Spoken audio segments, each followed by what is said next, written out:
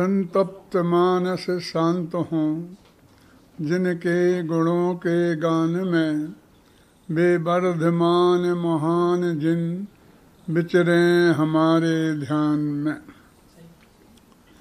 10 लक्षण महापर्व आरंभ हो रहा है और अब इस बाकी आगे के 10 दिनों में अपन 10 धर्मों की विस्तार से चर्चा करेंगे। पहला दिन है ना, तो सामान्य पर्व क्या किसे कहते हैं, 10 लक्षण पर्व का क्या तात्पर्य है, क्या अर्थ है, थोड़ा 5 मिनट 10 मिनट इसके बारे में बताएंगे। फिर उत्तम क्षमा के बारे में बताएंगे। उत्तम क्षमा का विषय अपने आप में बहुत बड़ा है, कुछ शेष रह जाएगा तो कल मार्दव धर्म के दिन एडजस्ट करेंगे।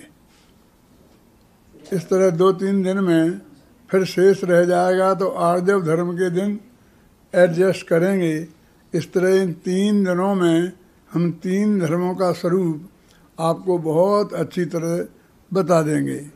ये 3 धर्म आपस में एक से भी हैं, आपस में परस्पर संबंधित भी हैं, तो उनकी चर्चा अपन यथावत करेंगे। पर्वों की चर्चा जब भी चलती है तो उनका संबंध इस लोक में खाने पीने और खेलने से जोड़ा जाता है। रक्षाबंधन के दिन क्या खाया जाता है, क्या खेला जाता है, दिवाली के दिन क्या खाया जाता है, क्या खेला जाता है, ऐसी प्रकार होली। माने हम इन पर्वों का संबंध खाने और खेलने से जोड़ते हैं। लेकिन ये 10 लक्षण महापर्व, अष्टान्न का महापर्व ऐसे पर्व हैं कि जिनका खाने और खेलने से संबंध नहीं है, बल्कि खाना और खेलना त्यागने से संबंध है। हम जब 10 लक्षण पर्व की बात कहते हैं तो ये कहा जाता है कि हम 10 दिन हरी नहीं खाते हैं, हम 10 दिन में बार बार नहीं खाते हैं, संभव हो तो एक टाइम ही खाते हैं और आवश्यक हो तो उपवास भी करते हैं। इस तरह एक खाना खेलना त्यागने की चीज़ है। धर्म का स्वरूप समझते हैं, विद्वानों से समझते हैं, खुद स्वाध्याय करके समझते हैं, भगवान की पूजन करते हैं, भक्ति करते हैं। तो इस तरह ये हमारा पर्व धार्मिक पर्व है। एक खाने और खेलने का पर्व नहीं, बल्कि खाना और खेलना त्यागने का पर्व है। पर्व 2 प्रकार के होते हैं, एक त्रैकालिक और एक तात्कालिक। त्रैकालिक माने क्या कि जो हमेशा होते हैं। ऐसे जो पर्व हैं जो कभी हमेशा, जैसे 10 लक्षण महापर्व, उनमें से ही है कि जो अनादि से होता आया है और अनंत काल तक होता रहेगा। अष्टान्न का पर्व भी ऐसा ही पर्व है जो त्रैकालिक पर्व है। और कुछ होते हैं तात्कालिक। तात्कालिक माने जो किसी घटना विशेष से या किसी व्यक्ति विशेष से संबंध होते हैं। जैसे भगवान आदिनाथ की जयंती, महावीर की जयंती, राम जयंती, कृष्ण जयंती। तो ये पर्व अनादि के नहीं हो सकते हैं, क्योंकि जब महावीर नहीं थे तब ये पर्व कैसे मनाया जाएगा। और कल महावीर नहीं रहेंगे और उसके बाद जो अगले तीर्थंकर हो जाएंगे तो हम उनका मनाना शुरू कर देंगे। जब तक पारसनाथ थे, महावीर नहीं थे, तो हम पारसनाथ का मनाते थे, और हम महावीर का मनाने लगे कि सबका मनाए ना, तो सब तो फिर अनंत हैं, कितने मनाए जा सकते हैं। दिन तो 365 ही होते हैं, फिर रोज़ाना पर्व ही मनाते रहेंगे क्या। तो इस तरह हम देखते हैं गहराई से कि कुछ तात्कालिक जो व्यक्तियों से संबंधित होते हैं, घटनाओं से संबंधित होते हैं। जैसे रक्षाबंधन, रक्षाबंधन के दिन एक घटना घटी थी जो आप सब लोगों को पता है, उसके कारण ही रक्षाबंधन पर्व मनाया जाता है। इसी प्रकार जैसे कि ये दीपावली है, तो भगवान महावीर का निर्वाण हुआ था, वो भी एक घटना है ना, तो उसे हम घटना से संबंधित पर्व कहते हैं। तो ये पर्व 10 लक्षण महापर्व न घटनाओं से संबंधित है, न कोई व्यक्ति से संबंधित है, इसलिए ये अनादि और अनंत है। कुछ लोग कहते हैं कि 10 लक्षण पर्व के आरंभ होने की भी कथा शास्त्रों में लिखी है। वो जो कथा लिखी है वो हर युग में एक कैसे आरंभ होता है, वो युगारंभ की कथा है, परमारंभ की कथा नहीं। फिर तो हर युग में अलग अलग वही की वही घटना फिर घटती रहती है ना। इसलिए ये पर्व दशलक्षण महापर्व अनादि का है और अनंत काल तक रहेगा, क्योंकि ये उत्तम समाधि 10 धर्मों से संबंधित है। ये 10 धर्म आत्मा के कल्याणकारी अनादि से हैं और अनंत काल तक रहेंगे। इसलिए ये अनादि है और अनंत है, ये सार्वजनिक है, क्योंकि उत्तम क्षमा मार्दव सभी का हित करने वाले हैं। ऐसा थोड़ी है गुस्सा अकेला जैनियों के लिए नुकसान करता है और अजैनियों के लिए फायदा करता है। उत्तम क्षमा की आवश्यकता के लिए जैनियों को है और अजैनियों को नहीं है, किसी दूसरों को नहीं है, सभी को है। इसलिए ये सार्वजनिक है और सार्वभौमिक है। सार्वभौमिक क्यों है? क्योंकि हिंदुस्तान वालों को तो क्षमा चाहिए, अमेरिका वालों को नहीं चाहिए। उन्हें सुख शांति नहीं चाहिए, उन्हें भी चाहिए। तो दुनिया में जहाँ भी जीव रहते हैं, जो मनुष्य रहते हैं, उन सभी को उत्तम क्षमा मार्दव आदि धर्मों की ज़रूरत है और क्रोध आदि पदार्थों के भावों के त्याग करने की ज़रूरत है। इसलिए यह महापर्व सबका है, सार्वजनिक है, सार्वलौकिक है, सारी दुनिया में मनाया जाने योग्य है और सदा सार्वकालिक है। भले ही कोई मनाए कोई न मनाए, भले ही कहीं मनाया जाता हो कहीं नहीं मनाया जाता हो, वो कहीं मनाया जाता है कि नहीं, कोई मनाता है कि नहीं, इसकी वजह से नहीं है। वो अपनी प्रकृति से सार्वजनिक है, क्योंकि सबका हित करने वाला है ना, वो सारी दुनिया का हितकारी है। इसलिए प्रकृति से सार्वभौमिक है, वो सब लोगों का कल्याण करने वाला है, इसलिए अपनी प्रकृति से सार्वजनिक है। ऐसा ये महापर्व दशलक्षण महापर्व आरंभ हो रहा है और वो आत्मा के 10 प्रकार के जो भाव हैं उनसे संबंधित है। इसलिए सब जीवों का कल्याण करने वाला पर्व है।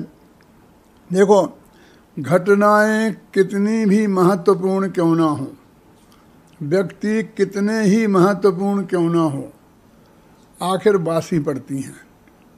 जब ये रक्षाबंधन की घटना घटी, बहुत महत्वपूर्ण घटना थी, तो उससे संबंधित पर्व मनाया जाने लगा और आज तक मनाया जा रहा है।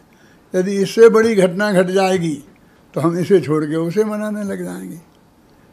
आदिनाथ और महावीर बहुत महान पुरुष थे, लेकिन उसके बाद उन्हीं जैसे और महापुरुष हो जाएंगे तो हम उनका मनाने लगेंगे, इनका बंद कर देंगे। अभी हम 24 दिनों का कहाँ मनाते हैं। इसलिए व्यक्ति से संबंधित, घटना से संबंधित कोई भी जो पर्व है वो महान नहीं हो सकता, वो सार्वजनिक नहीं हो सकता, सार्वकालिक नहीं हो सकता। ये पर्व बरस में 3 बार मनाया जाता है। अभी भादों सुदी पंचमी से और चतुर्दशी तक, फिर चैत्र में और माघ में, उन 2 महीनों में भी ये मनाया जाता है, इन्हीं तिथियों में। लेकिन अभी हम देखते हैं सारे विश्व में ये भादों वाले को ही ज़्यादा महत्व मिला हुआ है और उन 2 को लोग जानते भी नहीं हैं, और कुछ जानते भी हैं तो मनाते नहीं हैं, मनाते भी हैं तो उंगलियों पर गिनने लायक लोग। क्यों हुआ ऐसा? इसकी गहराई में हम जाकर देखें तो हमें स्पष्ट मालूम पड़ता है कि ये बरसात के दिन लोगों को, गृहस्थों को फुर्सत के दिन हैं। माघ का महीना और चैत का महीना ये तो व्यापार के, धंधे के, खेती के, इन सब के दिन हैं। वहाँ इन कामों में सबको उलझना पड़ता है। किसान खेतों में उलझ जाता है, व्यापारी व्यापार में उलझ जाता है, क्षत्रिय लोग लड़ने के लिए निकल जाते हैं, क्योंकि युद्ध भी जब बरसात नहीं हो, गर्मी ज़्यादा ना हो, सर्दी ज़्यादा ना हो, मौसम ठीक हो, तभी लड़े जा सकते हैं। तो ऐसी स्थिति में वो पर्व में लोगों को फुर्सत नहीं मिलती है और चौमासे में किसान लोग खेतों में बोकर फिर आराम से घर में बैठते हैं। व्यापार भी बाहर जाना आना बंद हो जाता है, अपने घर में ही व्यापारी रहते हैं। छतरी भी लड़ने के लिए नहीं जा सकते हैं क्योंकि बरसात की वजह से मार्ग अवरुद्ध हो जाते हैं, तो ये सब खाली हो जाते हैं। सबको समय होता है। मुनिराज और साधु संत 4 महीने एक जगह रुक जाते हैं, चौमासा करते हैं ना वो, क्योंकि बरसात के कारण जीव जंतु बहुत पैदा हो जाते हैं, तो फिर वो रास्ते चलने लायक नहीं रह जाते हैं, इसलिए वो कहीं चौमासा करते हैं। तो इस तरह ये सबका धंधा बंद हो जाता है, तो विद्वानों का, पंडितों का, साधुओं संतों का ये शुरू हो जाता है, क्योंकि फिर वो तत्वोपदेश सुनने के लिए तैयार रहते हैं और ये सुनाने के लिए तैयार रहते हैं। ये 4 तरह के समाज हैं ना, ब्राह्मण, क्षत्रिय, वैश्य और शूद्र। 4 अपने महापर्व हैं जो हिंदुस्तान में बड़े शान के साथ मनाए जाते हैं। पहले रक्षाबंधन, दूसरा दशहरा, तीसरा दीपावली और चौथा होली। रक्षाबंधन ब्राह्मणों का पर्व है, दशहरा क्षत्रियों का पर्व है, दीपावली व्यापारियों का पर्व है और होली शूद्रों का पर्व है। क्या मतलब कि जब सब लोग फ्री हो गए तो ब्राह्मण माने विद्वान, ब्राह्मण माने साधु संत, वृत्ति, भरत चक्रवर्ती ने ब्राह्मण वर्ण की स्थापना की थी ना, तो फिर उनका काम चल लगता है, वे उपदेश का काम देना शुरू हो जाता है, इसलिए उनका पर्व है मैं कहता हूँ। और फिर जब समय बरसात ख़त्म हो जाती है तो लड़ाई का समय आता है, तो क्षत्रिय लोग अपने हथियार संभालने लगते हैं, उनमें जंग मंग लग जाई हो तो उनको साफ वगैरह करने लगते हैं। तो ये दशहरा जो है वो क्षत्रियों का पर्व है। फिर दीपावली से व्यापार शुरू होता है, क्योंकि अपने हिंदी प्रांत में तो शादियाँ भी तभी से शुरू होती हैं, असली व्यापार तो शादियों में ही चलता है ना। तो तब से व्यापारी अपनी तराजू मराजू संभाल कर, गैस संभाल कर अपनी पूरी तैयारी करते हैं। और फिर होली में कहता हूँ शूद्रों का पर्व है। क्यों? शूद्र माने कोई व्यक्ति विशेष नहीं, कोई जाति विशेष नहीं, तो कौन? जिस मौसम में सब लोगों में शूद्रता उतर जाए। बढ़िया मौसम होता है बसंतोत्सव, ना सर्दी रहती नहीं है, गर्मी आती नहीं है, बरसात होती नहीं है, तो सबसे बढ़िया मौसम रहता है। तो एक कहते हैं कि समझ लीजिए कि 4 वर्ण शूद्र हो जाते हैं, उनके विकार ऊपर आ जाते हैं। कहते हैं ना कि इन दिनों में बुढ़ों को भी शौक चढ़ाने लगता है, उनमें भी रस परिपाक हो जाता है।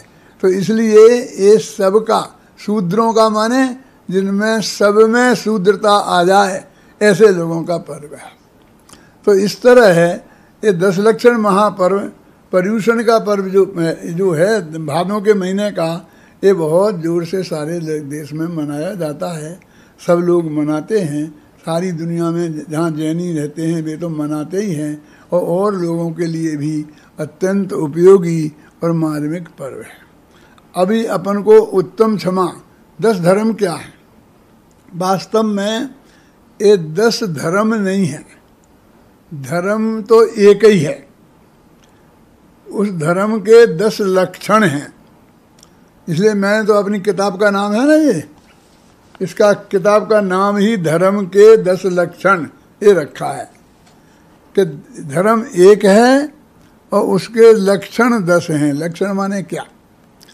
कोई बीमार होता है ना, डॉक्टर के पास जाता है तो उसे वो देखता है, तो क्या देखता है? उसके लक्षण देखता है। वो पूछता है तुम्हें सर्दी लगती है, तुमको कपकपी छूटती है, तुमको ऐसा, माने तुम्हें क्या लक्षण प्रकट होते हैं, उन लक्षणों से वो निर्णय करता है कि बीमारी क्या है। ऐसे ही जब कोई आदमी धर्मात्मा होता है, धर्म उसके अंदर में प्रकट होता है, तो उसको जो लक्षण प्रकट होते हैं उन्हें वे 10 होते हैं। माने वो क्षमा धर्म प्रकट होता है, मार्दव माने निर्माणता होती है उसके जीवन में, वो छल कपट नहीं करता है, वो लोभ नहीं रखता है, वो सत्य का आश्रय ग्रहण करता है। तो इस तरह से ये 10 लक्षण उसके अंदर में प्रकट होते हैं। इसलिए धर्म के ये 10 लक्षण हैं। धर्म तो एक ही है, और वो क्या है? वस्तु का स्वभाव, और स्वभाव के आश्रय से जो निर्मल पर्याय प्रकट होती है उसको धर्म कहते हैं। उस स्वभाव पर्याय को धर्म कहते हैं। लेकिन उनको हमने 10 भागों में बांटा, और अनेक भागों में भी बांट सकते हैं। 12 भावना के रूप में भी हम व्यक्त करते हैं, और भी कई तरीके से। तो ये 10 धर्म के लक्षण क्या हैं, उनके बारे में अपन को चर्चा करनी है। जब धर्म की चर्चा चलती है तो सब लोग नकारात्मक बात ही करते हैं। कहते हैं क्रोध नहीं करना क्षमा है, मान नहीं करना मार्दव है, छल कपट नहीं करना आर्जव है, लोभ नहीं करना शौच है। तो सब में नहीं करना है।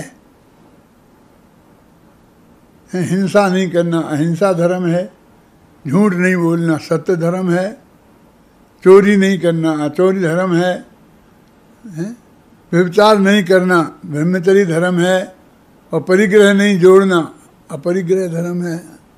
तो इस तरह है, जितने धर्म की चर्चा करते हैं वो सब नेगेटिव करते हैं।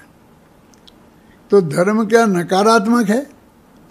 धर्म का कोई पॉजिटिव सकारात्मक स्वरूप नहीं है। धर्म को हम सीधा नहीं समझा सकते हैं। हम ऐसा क्यों नहीं बोलते हैं कि उस क्षमा का अभाव क्रोध है, मार्दव का अभाव मान है, आर्जव का अभाव मायाचार है, शौच धर्म का अभाव लोभ है? ऐसा नहीं समझाता है कोई। समझाएगा भी तो किसी की समझ में नहीं आएगा, क्योंकि एक सिद्धांत है कि जिस चीज को लोग समझते हैं उसके आधार पर जिसे नहीं समझते हैं उसे समझाया जाता है। ये क्रोध मान माया लोभ आत्मा के सुपरिचित विभाव हैं। इन्हें आत्मा बहुत अच्छी तरह जानता है। जब हम कहते हैं क्रोध मत करो तो कोई नहीं पूछता क्रोध किसे कहते हैं। यदि हम ये कहते हैं क्षमा धारण करो तो कहते क्षमा क्या चीज़ है। यानी क्रोध से सब परिचित हैं। लोग कहते हैं परिचित हैं, हम तो करते भी जम के हैं। माने उसके करने में भी ये पूरी तरह माहिर है। इसलिए क्रोध को समझाने की, क्रोध की कई बात आएगी तो उसे हम पॉजिटिव ही समझाएंगे, नेगेटिव नहीं समझाएंगे। क्षमा का अभाव है उसे कहेंगे। जब आँखें लाल हो जाती हैं, गुस्सा आ जाता है, दूसरे का हम बुरा करने का भाव करते हैं, मुँह से गालियाँ बकने लगते हैं, मारने को दौड़ते हैं, तो क्रोध को हम पॉजिटिव समझाते हैं। मान है तो वो आदमी अकड़ जाता है, सीधे मुँह बात नहीं करता है। क्रोध मान को हम सकारात्मक के रूप में समझाते हैं, और उत्तम क्षमा मार्दव आर्जव को हम नकारात्मक रूप में समझाते हैं। देखो भाई, हमारे घरों में भाषा बच्चों की चलती है और भाव माँ बाप का। यदि हम बच्चों की भाषा में नहीं बोलें तो बच्चा समझेगा ही नहीं। हमें समझाना है ना, तो उसे पानी नहीं कह के पानू कहा जाता है, उससे वो जो बोलता है। और जब हम उससे कहते हैं कि जा माँ को बुला, तो बच्चा अपनी माँ को बुलाता है, तुम्हारी माँ को नहीं। जबकि तुमने नहीं कहा था कि मेरी माँ को बुला के तेरी माँ को बुला, क्योंकि बच्चा वो अपनी भाषा में बोलता है और हमें उसकी भाषा में बोलना पड़ता है। उसकी माँ को माँ कहना पड़ता है। जो कितना अनुचित है ना। हम नहीं कहना चाहते हैं, फिर भी हमको ये कहना पड़ता है कि माँ को बुला, और फिर वो अपनी माँ को बुला के लाता है। जब हमें हमारी माँ को बुलाना हो तो हमें कहना पड़ता है दादी को बुला। तो जो समझने वाले समझ लो बच्चे हैं, ना समझ हैं, बच्चे माने ना समझ हैं, और समझाने वाले विद्वान हैं, आचार्य हैं, तो वो समझाते हैं लेकिन समझने उनकी भाषा में, इसलिए उन्हें उत्तम क्षमा भी क्रोध के अभाव की भाषा में समझाना पड़ता है, क्योंकि क्रोध हमारा परिचित विभाव है। ख्याल में ना, क्रोध मान माया लोभ एक कषाय आत्मा का ऐसे विभाव हैं कि ये नहीं होती तो आत्मा यहीं सिद्ध होता, और होता है, यही होता है ना। भगवान बनते हैं तो कैसे बनते हैं? मोह का नाश करके बनते हैं ना। तो मोह में, चारित्र मोह में 25 कषाय तो हैं, और दर्शन मोह में मुख्य रूप से मिथ्यात्व है। तो एक कषायों के अभाव का ही नाम धर्म हुआ ना, और भगवान बन गए।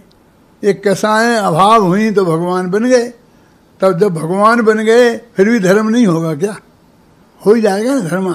तो धर्मात्मा माने मुक्ति का मार्ग, सच्चा रास्ता, जिससे आत्मा परमात्मा बनता है, अनंत दुखी से अनंत सुखी बनता है। तो ये सारा जगत क्रोध आदि विकारों से परिचित है और क्षमा भाव से सम्मिलित नहीं है। तो उसे समझाने के लिए पहले हमें क्रोध को समझना पड़ेगा। क्या आप क्या बात करते हो? हम तो क्रोध बहुत अच्छी तरह समझते हैं कि भाई साहब नहीं समझते हो। क्रोध अनेक रूपों में आता है। तुम लोग अकेले गुस्से को क्रोध समझते हो ना। क्रोध का एक खतरनाक रूप है बैर। क्रोध तत्काल खतरनाक दिखता है। यदि किसी ने हमें गाली दी और हमें गुस्सा आ गया तो हम एकदम चांटा जड़ देंगे, हम गालियां बकने लगेंगे। तत्काल रिएक्शन दिया जाता है, वो कहलाता है क्रोध। लेकिन हम देखते हैं कि सामने वाले ने हमें चांटा मारा है ना, ये हमसे कई गुना ताकतवर है। यदि हमने कुछ गड़बड़ करी तो अभी तो एक चांटा पड़ा है, फिर क्या गत हो जाएगी हम इस बात से समझते हैं। तो कहते भाई साहब क्या बात है, क्या बात है, क्यों क्या बात से नाराज हो गए? उसके हाथ जोड़ते हैं। गुस्सा नहीं आता है अंदर में बहुत गुस्सा, लेकिन हम जानते हैं कि हम इसका कोई बिगाड़ नहीं सकते, और ये हमारा बिगाड़ देगा। जब मौका लगेगा तब देखूंगा। अभी ये 4 आदमी हैं, मैं अकेला हूँ। जब हम होंगे 4 और ये अकेला होगा तब उसका बदला लेंगे। ऐसा अंदर में जो हम गांठ बांध लेते हैं, इसको हम बैर कहते हैं। तत्काल रिएक्शन ना देकर और अंदर में गांठ बांध लें तो ये बैर है। बाहर से तो ये क्रोध कसाय रूप नहीं दिखता है, लेकिन अंदर में उस असली क्रोध से भी ज़्यादा खतरनाक है। क्योंकि क्रोध तो जो कुछ तत्काल होता है तत्काल रिएक्शन कर देता है। यदि तुमने हमें गाली दी तो हम चांटा ही मार देंगे, हम डंडा नहीं मारेंगे, डंडा हमारे पास है ही नहीं है। हम बंदूक की गोली से तुम्हें मारेंगे नहीं, क्योंकि वो हमारे पास है। तत्काल क्या करें? तत्काल तो केवल हाथ ही है, हाथ में तत्काल रिएक्शन होता है ना, बिना सोचे समझे। लेकिन क्रोध जो बैर बांधता है वो बराबर पूरी तैयारी के साथ आता है।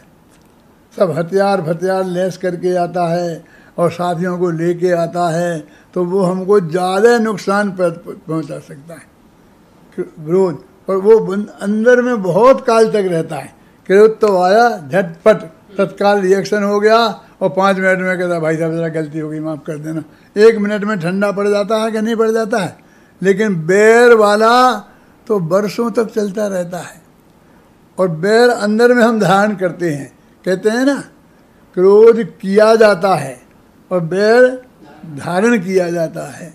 पूजन में आता है ना, बैर जो न तहाँ धरे। जहाँ बैर धारण नहीं करे तो बैर धारण किया जाता है और क्रोध किया जाता है। करने में और धारण करने में बहुत फर्क है। कि करना माने जब तत्काल कर दिया जो कुछ करना था, और धारण किया माने अंदर में धारण कर लिया। हम आग को जेब में रखेंगे तो क्या करेगी? सबसे पहले वो हमारी जेब को जलाएगी, फिर हमें जलाएगी, और दूसरे को जला पाए नहीं चाहे ना जला पाए। ऐसा बैर हम अपने अंदर धारण करते हैं तो सबसे पहले वो हमारा नुकसान करता है, फिर हमें जलाता है, और फिर दूसरे को जला पाए न जला पाए, वो तो उसके पुण्य पाप का उदय के अनुसार है ना। यदि उसका पुण्य का उदय बराबर बना रहा और तुम भाग्य से ऐसे हो ही नहीं पाए कभी कि उससे बदला ले लो, तो शायद तुम बदला ले ही नहीं पाओ। लेकिन सारी जिंदगी बदला लेने का भाव अंदर में रखोगे तो जो उससे कर्म बांधोगे, उससे कितना दुख तुम उठाओगे, वो कर्म बांधोगे जब बांधोगे। लेकिन ये अंदर में क्रोध बना रहना एक कम तकलीफ का काम है, वो स्वयं बहुत तकलीफ का काम है। डॉक्टर लोग कहते हैं कि तुम घंटे घंटे ऐसा ही क्रोध करते रहोगे तो ब्लड प्रेशर हो जाएगा, माथे की नस फट जाएगी, ब्रेन हेमरेज हो जाएगा। एक क्रोध आप निरंतर नहीं कर सकते हैं, बैर धारण कर किए रह सकते हैं। वो ठंडा काम है ना, ऊपर से ठंडा दिखता है, बाहर से खतरनाक नहीं दिखता है, लेकिन वो योजनाबद्ध विनाश करता है, इसलिए ज़्यादा खतरनाक है। क्योंकि वो कमज़ोर आदमी सोचेगा कि अब मुझे बदला लेना है, अब इसे मैं पीट तो सकता नहीं, सामना तो कर नहीं सकता हूँ। ऐसा करो कि चुपचाप एक चिट्ठी इनकम टैक्स ऑफिसर को डाल दो, वो साला आगे इसे परेशान करेगा, हैं। इसके कारखाने में जाके चुपचाप घूमने जाओ और आग लगा दो, सारा कारखाना जल जाएगा। वो ऐसा तो योजनाबद्ध विनाश करता है, तो वो हमारा बहुत बड़ा नुकसान कर सकता है। तो बैर भी क्रोध का ही एक खतरनाक रूप है। हिंदी साहित्य के एक बहुत बड़े विद्वान हुए हैं, उनका नाम था आचार्य रामचंद्र शुक्ल। वो इंटर पास थे, 11वीं क्लास पास थे, और बनारस यूनिवर्सिटी में, काशी विश्वविद्यालय में बनारस यूनिवर्सिटी में वो हिंदी एमए वालों को हिंदी पढ़ाते थे, और उन पर सैकड़ों पीएचडी हो गए। वे पीएचडी नहीं थे, एमए भी नहीं थे, बहुत बड़े विद्वान थे। उन्होंने मनोविज्ञान पर कुछ लेख लिखे हैं, तो उन्होंने क्रोध पर भी एक लेख लिखा है। तो उसमें लिखा है कि बैर क्या है, तो क्रोध का आचार या मुरब्बा है। ये आचार और मुरब्बा क्या होता है जानते हो? क्या बात करते हो, जानते हैं, हम तो खाते भी हैं। पूज्य गुरुदेव कभी मुरब्बा नहीं खाते थे। कई दफ़े हम लोगों के मुँह से सुना है। एक दफ़े बचपन में जब वो बनाते हैं ना अचार वगैरह मुरब्बा, तो 6-6 महीने तक सड़ाते हैं उसे। जब सड़ा लो, गला के खाओ, उसका नाम वो अचार मुरब्बा है। उसमें कीड़े पड़ जाते हैं, तो उनने कीड़ा देखा उसमें और उन्होंने छोड़ दिया सारी ज़िंदगी। और इसको वो प्रवचनों में हमेशा सुनाते थे क्या, कि जब वो अचार मुरब्बे क्या है, जैसे हम नींबू फ्रेश खाएं, आंवला फ्रेश खाएं, आम फ्रेश खाएं, तो वो नींबू है, अचार है। और जब उसे सड़ा के गला के सैकड़ों कीड़े पड़ जाएं तब खाएं, तो उसे अचार बोलते हैं, मुरब्बा बोलते हैं। तो सड़ा हुआ माल, उसका नाम अचार है। जो सड़ा हुआ क्रोध अंदर में रख लें और फिर वो सड़ता रहे, सड़ान मारते रहे हमेशा कि मैं बदला नहीं ले पाया, मुझे इसके बदला लेना है, मैं बदला नहीं ले पाया, मीठी मीठी बातें करे और अंदर में ऐसा सोचता रहे। तो जब वो क्रोध सड़ जाता है, गल जाता है, तो उसे आचार या मुरब्बा कहते हैं। वो बैर है, अकेला बैर ही। बैर तो खतरनाक रूप है ही क्रोध का, लेकिन और भी बहुत रूप हैं। ये चिड़चिड़ाहट, झल्लाहट, जानते हैं ना। कुछ लोग कमज़ोर होते हैं, खासकर माताएं, बहनें, और वो उनकी कोई बात नहीं सुनते हैं, घर वाले, बच्चे नहीं सुनते हैं, पति नहीं सुनते हैं, तो झल्लाती रहती हैं, काम करती रहती हैं और कुछ ना कुछ बकती रहती हैं। तो वो भी क्रोध का एक रूप है, समझे ना। कुड़कुड़ाना, कुड़कुड़ाते रहते हैं ना। एक कई रूपों में एक क्रोध प्रकट होता है। जब तक ये अंदर से क्रोध दूर नहीं होगा, जब तक ये बड़बड़ाना बंद नहीं होगा, ये झल्लाना बंद नहीं होगा। एक क्रोध क्या है, जो ताकतवर होता है, शक्तिशाली, उसका क्रोध तो एकदम क्रोध के रूप में प्रकट होता है, तत्काल रिएक्शन देता है, तुमने कुछ कहा, ये किया, तुमने दो शब्द बोले, हमने कहा चुप रहो, तुम चुप नहीं रहे तो हमने दो चांटा जड़ दे। शक्तिशाली हैं और तुम कुछ नहीं कर सकते हो। और जब कमज़ोर होता है तो उसका क्रोध अलग टाइप से प्रकट होता है। और उसे यदि बदला लेने का तीव्र भाव हो जाए तो फिर मैंने कहा ना, इनकम टैक्स ऑफिसर को खिलाफ कर देना, मकान में आग लगा देना, यहाँ ये करना, पीठ पीछे बुराई करना, इस तरह के कैसे उसका हम बिगाड़ कर सकते हैं, इन रास्तों से प्रकट होता है। वो क्रोध कैसे प्रकट हुआ इससे कोई फर्क नहीं पड़ता है। कहते क्रोध अरोचक भाव, आत्मा में जो अरुचि का भाव है वो ही वास्तव में क्रोध है ना। उत्तम क्षमा है तो उत्तम क्षमा में 4 प्रकार का क्रोध होता है ना, अनंतानुबंधी क्रोध, अप्रत्याख्यानावरण क्रोध, प्रत्याख्यानावरण क्रोध, अप्रत्याख्यानावरण क्रोध, संजुलन क्रोध, 4 प्रकार का क्रोध होता है ना। तो संजुलन क्रोध है वो मुनि धर्म को रोकता है। प्रत्याख्यानावरण क्रोध है वो भी हमें नग्न दिगंबर मुनि नहीं होना।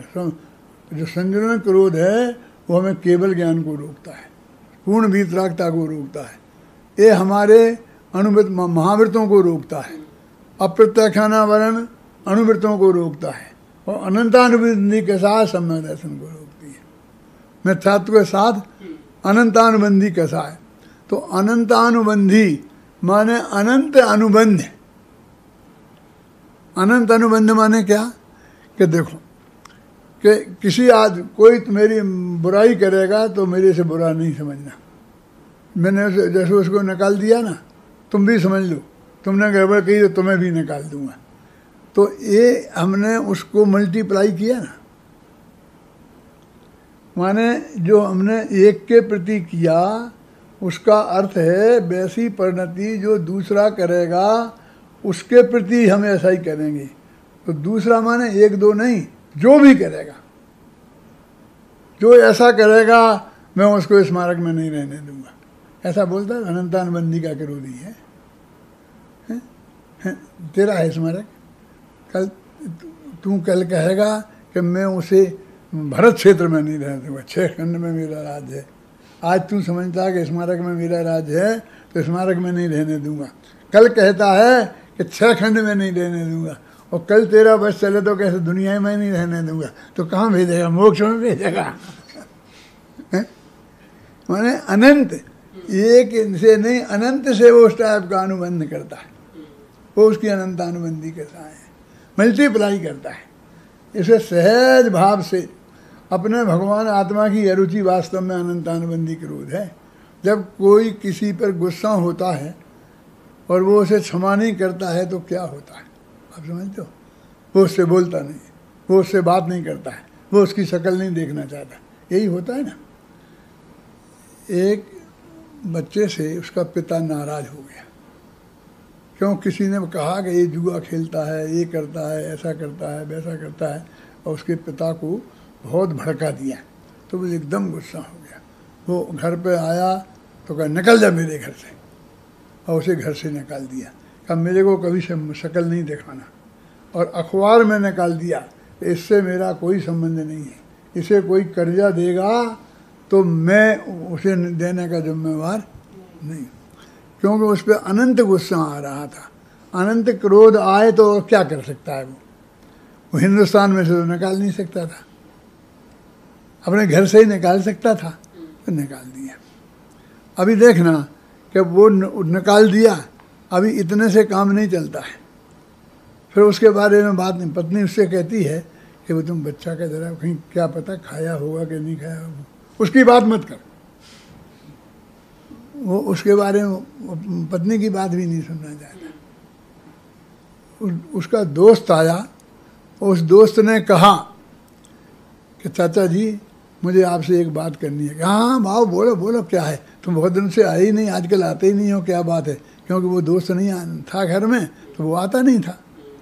क्या बात है? आओ आओ।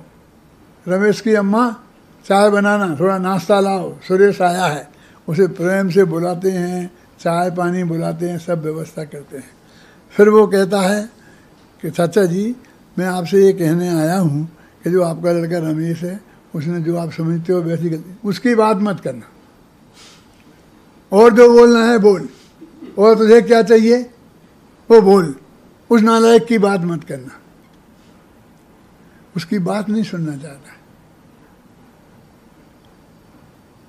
फिर वो थोड़ी देर बाद फिर कहता है, चाचा जी मेरी एक मिनट तो सुन लो, 1 मिनट तो सुन। कह दिया कि नहीं सुनना नहीं सुनना, नहीं मानेगा तू, निकल जा, और उसे धक्का मार के निकाल देता है। वो पत्नी नाश्ता लेके आती है, चाय लेके आती है, कहाँ गया, कि साले को मैंने निकाल दिया। क्यों? क्योंकि वो रमेश की बात करता था। देखो, वो किसी की बात करे तो नहीं सुनना, वो जिस पर गुस्सा है उसकी नहीं सुनना, कोई उसकी बात करे तो उसके नहीं सुन। यहाँ होता है हमारा कि हमने तुम्हें निकाल दिया, नाराज हो गए, फिर कोई आगे सिफारिश करता है, कभी ऐसा नहीं है, अरे वो गलती अब नहीं करेगा, ऐसा नहीं करे। देखो, उसकी बात मत करना, और कुछ बोलना हो तो बोलो, हम उसके बारे में नहीं सुनना चाहता।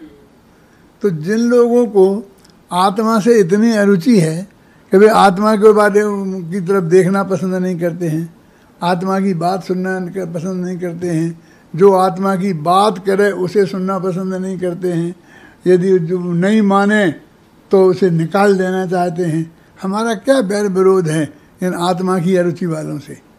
वे हमारे काहे के शत्रु बन गए हैं? हम यही तो है कि हम आत्मा की बात करते हैं। क्या आत्मा फात्मा लगा रखा है? ऐसे बोलता है जैसे सीधी जिन्ना की बहन आ गई हो, है ना वो फातिमा। फातिमा जिन्ना थी, नाम सुना? जो जिन्ना था ना पाकिस्तान का गांधी हेड, समझ गए ना, तो उसकी बहन का नाम था फातिमा, और उसकी पत्नी का स्वर्गवास हो गया था, और वो बहन ही उसकी सारी संभाल करती थी, और वो बहुत अपने साथ उसे प्रेम से रखता था। इसलिए सारी दुनिया जानती थी कि जिन्ना और फातिमा जिन्ना। जिन्ना तो उसे बाप को गोत्र होता ना, ऐसा गोत्र था। तो ऐसे बोलता है, आत्मा फातिमा मैं कुछ नहीं जानता हूँ। मेरे के अंदर अपन को जब भी गुस्सा आता है तो अपन इस तरह बोलते हैं ना, उल्टा, जलमल मत लाओ, हैं भगवान की पूजा करना है, जलमल भर लिया कि नहीं, उसे होश नहीं है कि मैं क्या बोल रहा हूँ। ऐसा उल्टा बोलने की जो आदत है, तो इस तरह से ये बोलता है अत्यंत अरुचि पूर्वक। ये अरुचि की द्योतक है, और अरुचि का नाम वास्तव में क्रोध है, अनंतानुबंधी क्रोध है। तो जिन्हें आत्मा से अरुचि है, इस जीव ने दूसरों को तो कई बार माफ किया, इतना से इतना नाराज हो जाए, फिर आखिर में हाथ पैर जोड़ ले, पैर पड़ ले, कुछ कर ले, भविष्य में मैं ऐसी गलती नहीं करूँगा, तो माफ़ करते भी देखे जाते हैं ना लोगों को। दूसरों को तो अनंत बार माफ़ किया, और दूसरों से कई बार माफ़ी भी मांगी, लेकिन इसने अपने आत्मा को आज तक माफ़ नहीं किया। कि कैसे जाना कि तुमने माफ़ नहीं किया? कि जो हम जिसको क्रोधित होते हैं और हम जिसे माफ़ नहीं करते हैं, उससे बात नहीं करते हैं, उसकी शक्ल नहीं देखना चाहते हैं। पवनत जय की बात सुनी है ना? पवनत जय माने हनुमान जी के पिताजी, समझे ना? जब वे जवान थे, शादी वादी नहीं हुई थी, एक लड़की को देखकर मोहित हो गए। ऐसे मोहित हो गए कि बेहोश हो गए। बेहोश पड़े थे, लोग उन्हें दौड़ के लाए, उनके पिताजी को बुला के लाए, है ना? पिताजी को बुला के लाए तो पिताजी आए, उन्होंने कहा बेटा क्या है क्या है? कि अंजना अंजना अंजना। ये क्या बात करता है अंजना अंजना? चल खाना वाना खा के फिर बात करेंगे। नहीं नहीं, पहले अंजना फिर खाना। क्यों? आज कोई लड़का ऐसा करे तो उसके बाप कैसा व्यवहार करेंगे, सोचो आप। दो चार थप्पड़ मारूंगा, क्या अंजना अंजना लगा रखा है ना? लेकिन वो बहुत सज्जन थे, उनने समझाया कि कोई बात नहीं है, अंजना से शादी करना है तो कर लेना, अपन बहुत बड़े राजा हैं, तुम बहुत होशियार लड़का है, और वो साधारण राजा हैं, और वो अपन प्रस्ताव भेजेंगे तो 1 मिनट में हाँ हो जाएगी। चिंता क्यों करता है? कि नहीं पहले शादी, पहले शादी। आखिर क्या हुआ, हो गई सगाई, हो गई बात पक्की हो गई। अब तो समय, शादी में समय तो लगेगा, लेकिन भाई साहब को चैन नहीं पड़ी। तो अंजना से मिलने गए, 7 महल का मंजिल का महल था, तो पीछे से चढ़ चढ़ा के रस्सा डाल करके ऊपर के खंड में पहुंचे जहाँ अंजना थी। अंजना बैठी बैठी अपनी सखियों से बात कर रही थी। सखियाँ मजाक उड़ा रही थी, तुझे ऐसा ही मजनू पसंद आया जो तेरे पर बेहोश हो गया देख करके? अरे उससे तो फलां राजा का लड़का अच्छा था, फलां राजा का अच्छा लड़का था, ऐसे उससे मजाक कर रही थी। अब बेचारी वो क्या कहती, चुप बैठी थी नीचे गर्दन करके। ये सुन रहा था कि वो निंदा कर रही हैं इसकी और लोगों की प्रशंसा कर रही हैं, और ये चुपचाप सुन रही थी। गुस्सा आया, इसे जवाब देना चाहिए कि नहीं सबसे बढ़िया वो ही है। क्या ये जवाब नहीं दे रही है, मेरी निंदा सुन रही है, अब मैं इससे शादी नहीं करूँ। 1 मिनट में बेहोश हो गया था, शादी करूँगा। 1 मिनट में कहता अब मैं नहीं करूँगा। क्या क्या हालत है देखो। फिर सोचता है इससे मैं शादी नहीं करूँगा तो ये तो उन राजाओं राजकुमारों से शादी कर लेगी, मौज उड़ाएगी और मैं रह जाऊँगा। शादी कर लूँगा और शादी करके छोड़ दूँगा, क्योंकि लड़कियाँ शादी करने के बाद दोबारा नहीं करती थी ना, अब तो धीरे धीरे करने लग गई हैं। क्यों? तो इसलिए इसे मैं इतनी तकलीफ दूँगा। और वो उससे शादी कर लेता है और उसे छोड़ देता है, और वो 22 वर्ष तक उससे नहीं बोलता है। ये सारी कहानी तुमने सुनी होगी। और ये हनुमान जी जो मोक्षगामी है ना, उनके माँ की बात है। तो इतना क्रोध, समझ गए ना, कि उससे बात नहीं करना, उसकी शक्ल नहीं देखना 22 वर्ष तक। और जब वो क्रोध थोड़ा डाउन हुआ तो वो जंगल में से कहीं युद्ध में गया हुआ था, वहाँ से आया और रात में उसको मिल को आ गया। क्या है ये हालत, क्या है समझ लो आप। तो अनंत क्रोध का मतलब क्या है? ये भगवान आत्मा के प्रति ऐसा जो क्रोध होना, उसका नाम अनंत क्रोध है। जब वो जाता है तो उत्तम क्षमा प्रकट होती है।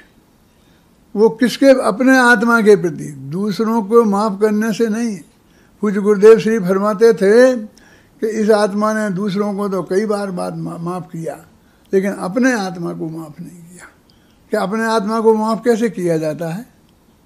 कि उसकी सुध लेना, उसे देखना, उसे जानना, उसके बारे में समझना, उसके बारे में चर्चा करना, बात करना, यही उसे माफ करना है। उसे और कुछ नहीं चाहिए। तुम्हारे हाथ नहीं जुड़वाना है कि तुम हाथ जोड़ के माफ़ी मांगो।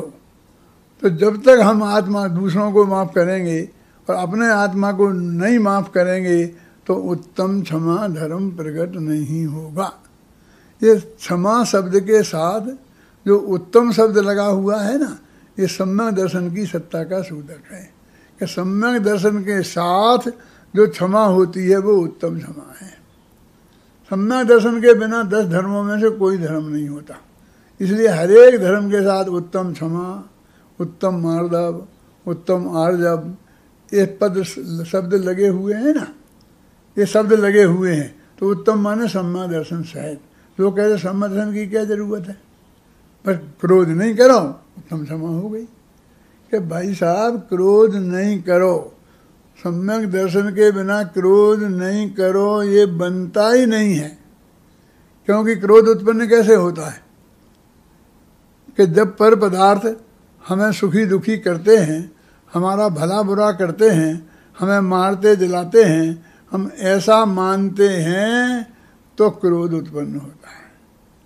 जब तत्व ज्ञान के अभ्यास से हम ये समझेंगे कि एक द्रव्य दूसरे द्रव्य का करता नहीं है, कोई किसी का भला बुरा नहीं कर सकता है, कोई किसी को मार जला नहीं सकता है, तब वास्तव में वो उत्तम क्षमा प्रकट होती है। लोग ये समझते ही नहीं, क्रोध नहीं कर, हम वो बहुत शांत स्वभाव का है, बहुत शांत स्वभाव का है। नहीं, शांत स्वभाव का है कि बहुत है, हाँ, तो अब तो मोक्ष क्यों नहीं गया? ये सम्यक दर्शन तो है। इसका क्या है? सम्यक दर्शन क्या होता है? सम्यक दर्शन का नाम नहीं सुना और बहुत शांत है, उसके बिना शांति होती ही नहीं। तो उत्तम क्षमा का वास्तविक स्वरूप क्या है कि अपने आत्मा का स्वरूप जानकर उसके प्रति रुचि करना, उसमें अपनापन करना, तो उससे मिथ्यात्व का भी अभाव होता है और अनंतानुबंधी क्रोध मान माया लोभ का भी अभाव होता है। तो जो क्रोध का अभाव हुआ उसका नाम उत्तम क्षमा है। इसलिए 10 धर्मों के साथ में उत्तम शब्द लगा है, क्षमा नहीं। क्षमा तो कई बार धारण की, लेकिन उत्तम क्षमा, सम्यक दर्शन सहित क्षमा को उत्तम क्षमा बोलते हैं। इस क्षमा का हम वास्तविक सच्चा स्वरूप समझें, गहराई में जाएं और मिथ्यात्व का अभाव करके, अनंतानुबंधी क्रोध का अभाव करके अंदर में जो क्षमा भाव प्रकट करें, उसका नाम उत्तम क्षमा है। ऐसी उत्तम क्षमा प्रत्येक आत्मा अपने अंदर में प्रकट करके अनंत सुखी हो, इस मंगल भावना के साथ मैं अभी की बात समाप्त करता हूँ।